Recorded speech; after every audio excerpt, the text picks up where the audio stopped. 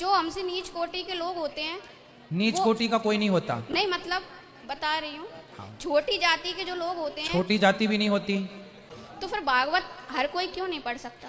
आपने कहा था हम ब्रह्मा की संतान है, फिर जात किसने बनाई? मतलब टाइम पास करने के लिए राधे राधे गुरु जी। आपने कहा था हम ब्रह्मा की संतान है, फिर जात किसने बनाई? जात व्यवस्था है। जैसे यहाँ कथा हो रही है तो कथा में स्त्रियों की व्यवस्था अलग है बैठने की, पुरुषों की अलग, बिठालने वाले व्यवस्थापक अलग हैं, ये टेंट लगाने वाले अलग हैं, ये साउंड लगाने वाले अलग हैं। ये सब कौन है? व्यवस्थापक। क्या बिना व्यवस्थापक की व्यवस्था होगी? नहीं। उसी तरह समाज की 4 व्यवस्था है। ब्राह्मण एक व्यवस्था है, क्षत्रिय एक व्यवस्था है, वैश्य की व्यवस्था है। ब्राह्मण का काम है वेद पढ़ना पढ़ाना, क्षत्रिय का काम है देश की रक्षा करना, वैश्य का काम है आर्थिक रूप से देश को मजबूत करना, और शूद्र का काम है सबके साथ कंधे से कंधा मिलाकर खड़ा होकर सेवा करना। तो ये व्यवस्था बनाई गई है। बाद में कुछ लोगों ने भेदभाव पैदा किया। भगवान ने जब बनाया तो क्या बनाया? व्यवस्था बनाई। ब्राह्मण कोई जाति नहीं है, ब्राह्मण एक व्यवस्था है। क्षत्रिय कोई जाति नहीं है, व्यवस्था है। वैश्य शूद्र कोई जाति नहीं, व्यवस्था है। बाद में समय बदलता गया, लोगों ने अपने अपने तरीके से उन्हें लेना शुरू कर दिया, अपने अपने तरीके से उनकी व्याख्याएं शुरू कर दी।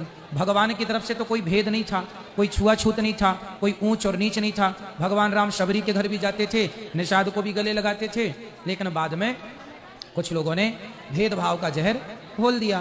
तो वो भेदभाव का जहर बाद में घोला। और ब्राह्मण किससे पैदा है? ब्राह्मण किससे पैदा है? भगवान के मुख से ब्राह्मण पैदा हुआ। ब्राह्मणों से मुखमासीद बाहु राजन्यः कृतः ऊरु तदस जदवैश्यः पदभ्यांगुं शूद्रो अजायत। क्षत्रिय भगवान की भुजाओं से प्रकट हुए, वैश्य भगवान की जंघाओं से, और शूद्र भगवान के चरणों से। चारों के पिता भगवान हैं। और कोई सवाल? नहीं। समझ में आया? क्या समझ में आया पहले ये बताओ, बात कराओ। क्या समझ में आया आपके? हाँ समझ में आया। क्या समझ में आया बताओ बेटा। पूछा था टाइम पास के लिए कि कुछ जानने के लिए? जानने के लिए। तो क्या जाना आपने? फास्ट क्या समझाया हमने आपको?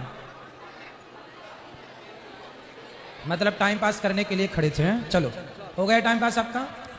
ठीक है। आप कौन है? 2 प्रश्न है मेरे। पूछो। राम जी की बहन का क्या नाम है? शांता। अच्छा, इसका चित्रण नहीं किया है। अच्छा। भागवत जी में है, 9वें स्कंध में। एक और प्रश्न, जो हमसे नीच कोटि के लोग होते हैं, नीच कोटि का कोई नहीं होता। नहीं मतलब बता रही हूँ, हाँ। छोटी जाति के जो लोग होते हैं, छोटी जाति भी नहीं होती। तो आप बताओ। नहीं, आप पूछना क्या चाह रहे हैं पहले ये पूछो। मैं ये बताना चाहती हूँ जाति ना कोई ऊंची होती है ना कोई नीची, तो फिर कोई नीच नहीं होता। तो फिर भागवत हर कोई क्यों नहीं पढ़ सकता? भागवत इसलिए हर कोई नहीं पढ़ सकता क्योंकि जब तक आप, हर कोई इंजेक्शन भी तो नहीं लगा सकता, हर कोई दवाई भी तो नहीं दे सकता जो सरकार की तरफ से लीगल है, जो प्रोसेस पूरा करेगा।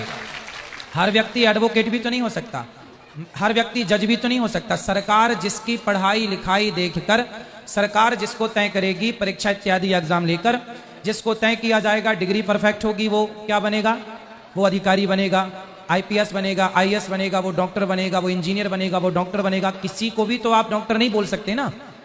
उसी तरह जैसे सरकार तय करती है कि कौन डॉक्टर बनेगा, कौन इंजीनियर बनेगा, कौन एडवोकेट करेगा, उसकी प्रॉपर शिक्षा होती है, उसका अधिकारी होता है कि अब ये हो गई शिक्षा, अब ये अधिकारी है। उसी तरह शास्त्रों का जो ज्ञाता हो गया, जो उस ज्ञान को, उस रहस्य को जान लिया, वो अधिकारी हो जाता है। वो कहे, वो सुने, बढ़िया।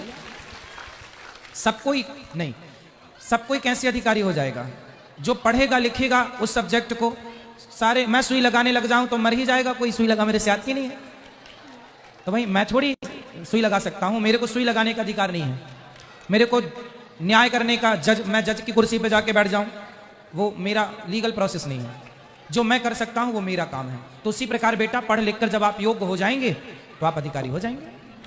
राम जी की बहन का फिर से बताना। शांता।